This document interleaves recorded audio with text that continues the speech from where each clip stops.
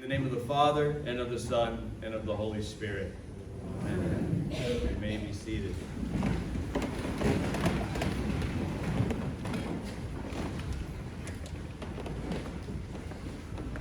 Well, for you students out there today, I'm very sorry, but we're going to go back to class this morning. So I want you to go on a journey with me back to my chemistry class, my senior year of high school. So in my chemistry class, we had lots of fun because we got to use fire, of course. We got to put things together that maybe shouldn't usually, and explosions would happen. We got to use Bunsen burners, which is even just a fun phrase to say. So I invite you to say it with me. Bunsen burners. See, that was great. It's so much fun. Chemistry class was a blast. There you go. That's a fun one right there. So, we had a lot of fun in chemistry, and we had a great teacher too, which made it all the better. So shout out to all the teachers in the room who were in education. Great job. We need you. One day, my chemistry teacher, as we walked in, she had put in front of us on our tables a block of pure sodium. And it looked like a piece of soap. It's silvery, really soft. You could cut it with a knife. And she began to tell us, because we were a bunch of high school goofballs, what not to do with sodium. Because all too often we like to do things with sodium we shouldn't do maybe as teenagers, right? So she said, sodium is, here's what's dangerous about it. In its pure form, it is highly reactive, especially with water. So she told us a cautionary tale. So a cautionary tale for if you don't leave with anything else today, leave with this. Just kidding. This is not the main point. So if you take sodium, as she told the story, this kid took sodium from her class one time, stole a little block of sodium. He put it in his pocket. After school that day, he forgot, oh, I stole sodium. It's in my pocket. And he was running around after school, as you do, playing tag or something else, and started sweating. And the sweat just kind of, was dripping down everywhere, and the sweat hit the little bit of sodium, and his pants caught on fire. And he would say something like, my pants are on fire. And they're like, you're lying. He's like, no, this time I'm not. It's my pants are on fire. That's another great joke right there for you. So his pants were on fire because the sweat reacted with the sodium, because sodium is highly reactive. It's volatile. It can, like that, just take matters worse. If you go on YouTube, don't do it yourselves. There's videos of scientists, trained scientists, tossing sodium in water and it just explodes. Sodium is highly reactive by itself. Now I wonder about us. Alone, left to our own devices and tendencies, can we be the same?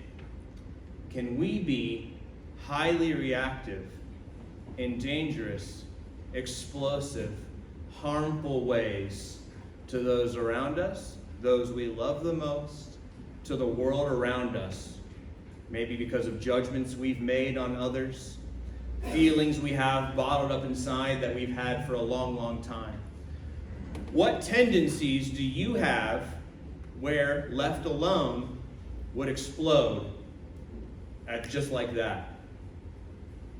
It's really hard because all of us know the truth that the people who often deal with our worst tendencies are those closest to us.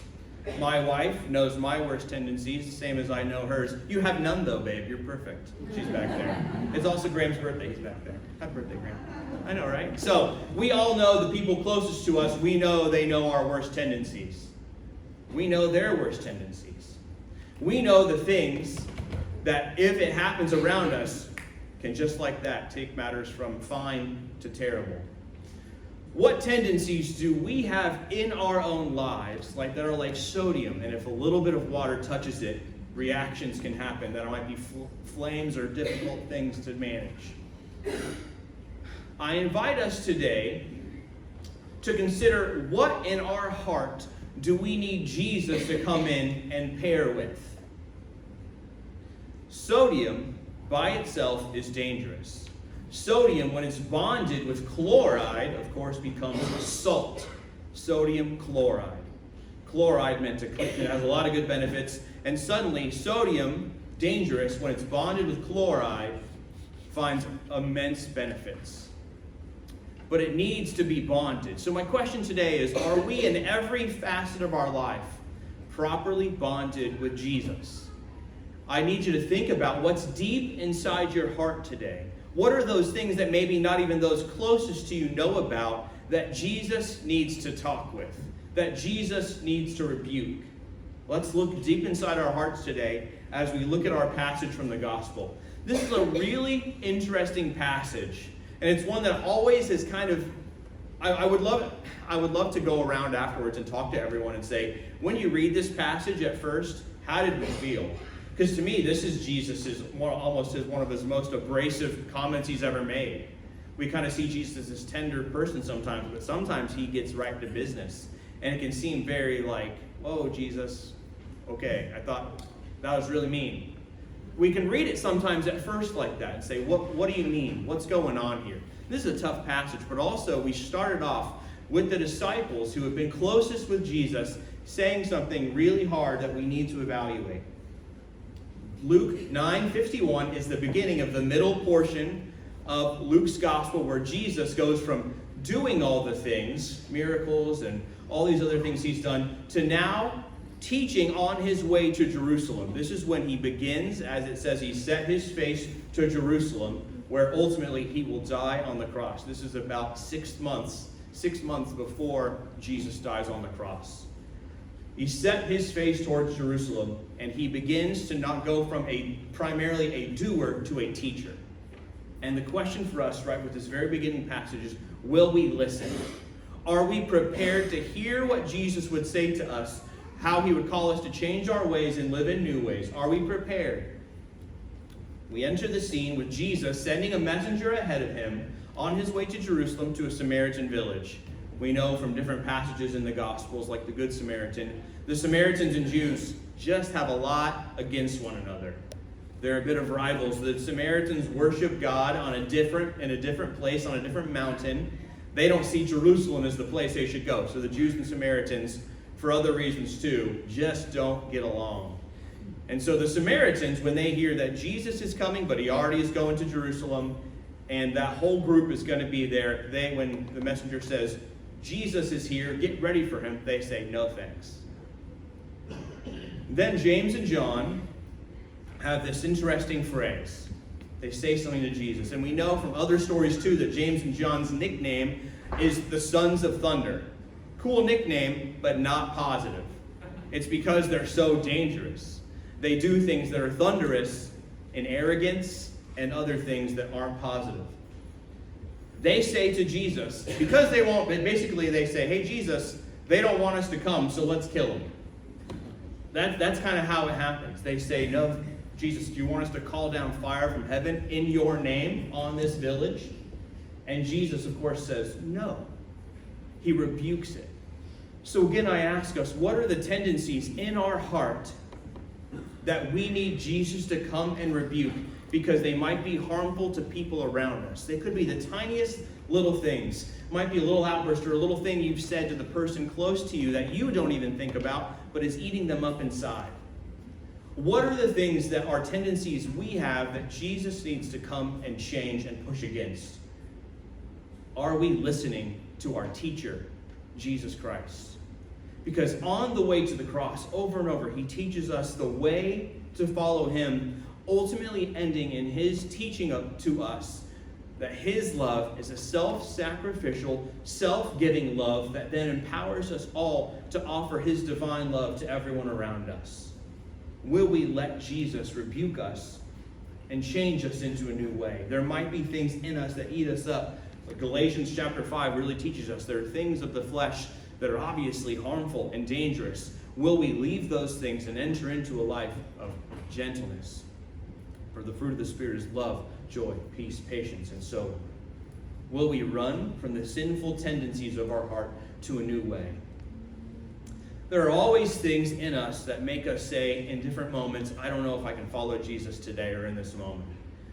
Right after this village, Jesus goes on to another village, and we have three little conversations that Jesus has with potential disciples. We don't really know if they end up following Jesus or not, or what they end up doing.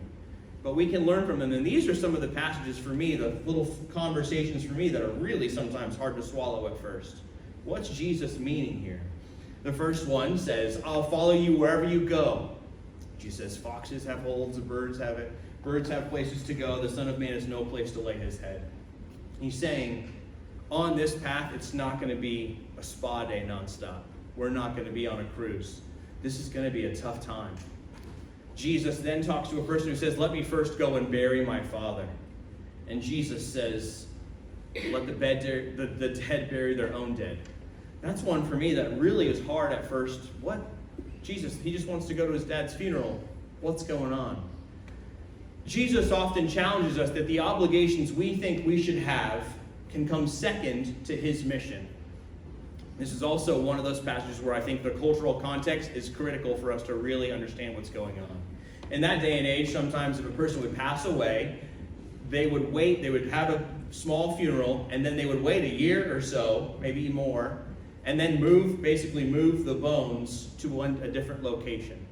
So it could be that this guy, as his father has already passed, and he was simply waiting for this one little thing. It could have been that. It could have been he was simply saying, I need to stay and take care of my family and take over the family business to wait for my father to pass away to lead the family. Jesus' point here isn't don't go to your family's funerals. That's not his point. His point is that my mission, the mission of going to the cross and showing you the way to live as my followers, always comes primary over other obligations we might have. And I think for us today, what Jesus' point is that in everything we do, in our obligations we have to family, to our jobs, to our city, to our homes, to whatever it might be, the mission of God ought to be primary over everything else we might consider important. That meaning, incorporate the mission of Jesus Christ into every single thing you do. This is what he's teaching us. That his way comes before our obligations, our customary attachments, and it can feel pretty harsh. But Jesus is also saying, if you're going to come on one journey towards Jerusalem for this particular feast, this is the one to come on. Come and see what I'm going to do. I'm going to lead you into a new way of being in the world. Go back home. Teach the people around you what it means to live self-sacrificially with my divine love. Jesus is urgent, and he's saying to James and John, he's rebuking their tendencies, and he's saying to these three would-be disciples, potential disciples, my mission comes primary over everything else you have. So again, we look at the image of what in our lives needs to be properly united, properly bonded to Jesus Christ. Think of that image of sodium and chloride again. We might have things in our lives that cause us to run from Jesus, intentionally or unintentionally. Is there something in your life Jesus is saying, let me in. Let me come and help you. Let me care for you. Let me rebuke something in your life that needs gone completely. Because sodium and chloride together make salt, and we know that salt's uses are abundant. Salt can preserve food, right? Before refrigeration. Also learned that in school, right? What's salt used for preserving food, right? Salt also is a wonderful flavor. I use garlic salt just about every day, right? Salt also, as we know as Floridians, de-ices our roads when it snows a whole lot, right? Salt's uses are abundant. And a person properly bonded with Jesus Christ has abundant benefits for the world we live in today. How many times do we wake up and see just whatever is bothering us, as Franz had us enter in and pray today? There might be things that are burdensome to us. Jesus says, wants to rebuke those sinful tendencies in our hearts and lead us into the proper way of being in the world. And it starts and endures with being properly bonded to Jesus Christ, where we know that his mission comes primary over our mission. His goals come primary over our goals. And we'll discover that in the midst of his mission, there is beauty, there is goodness, there is abundance of life. Not by wealth or personal possessions, but there is abundance of life in discovering the way of Jesus Christ. Will we let him teach us today? Examine our hearts and rebuke those sinful tendencies that we might have. Even consider the 12 disciples. There's a makeup there of a lot of different goals and missions. There were fishermen who that was their whole life. They might not have been that wealthy. There was a tax collector who nobody liked tax collectors. There was a zealot, Simon the Zealot, who probably would have taken up a sword and fought for the things he believed in. And Jesus takes each and every one of them and says, come, follow me on the way to the cross. Come see the new way of being in the world that I have for you. And each of them was challenged to be properly bonded to Jesus. We're a complex group of people, humans, not just us in this room, all of us. Will we learn to be properly bonded to Jesus? And it really happens with us examining ourselves and listening to Jesus. Listening in prayer. Prayer, one of the most important things we can do in prayer is being quiet, inviting Jesus into our hearts and listening. And perhaps Jesus will help you to see something inside of you that needs dealt with. Jesus invites us on his journey, and it might begin with us laying down a tendency or a sinful desire in our lives and pushing them away. What do we need to remove from our lives to be properly bonded with Jesus while we walk the path of his patient love as he goes to the cross? And each day we follow him in a new mission. Jesus does call down judgment on the world, and the judgment is one of love, one of compassion, kindness, patience, understanding, and empathy towards one another. Jesus invites us to live in that way. Several years ago, Caitlin and I were at a friend's wedding in Arizona, and I want to tell a story about her. Her name is Jacqueline, and she said something that always I think about all the time. Some terrible thing had happened across the globe. I forget what year it was, but something really hard and terrible had happened. And, so many things like that occurred. But it was something that, as Americans, we would say, let's go get them, kind of thing. We could have that tendency. And she said, if Jesus can appear to Saul, who was on his way to kill Christians, to put them in prison, to do what have you, to end the ways of Jesus Christ. If Jesus can appear to a person like that and change their heart in an instant, my prayer always has to be a compassionate prayer of hoping people will change their ways to Jesus Christ. Our love to the world, our way of being in the world is one of knowing Jesus Christ's transformative love. And oftentimes it starts with us allowing Jesus deep into our hearts to rebuke the tendencies we would have that could be highly reactive or explosive. Sodium needs its chloride to be salt. We need Jesus to be the salt and light that he's called us to be in this world. Before we say the creed today, I want us to pause and just think I want you to say a prayer like that right now. Take a moment, invite Jesus into your heart, and say, what do you need to rebuke in me right now? And then I'll say a brief prayer, and we'll head into the rest of our liturgy.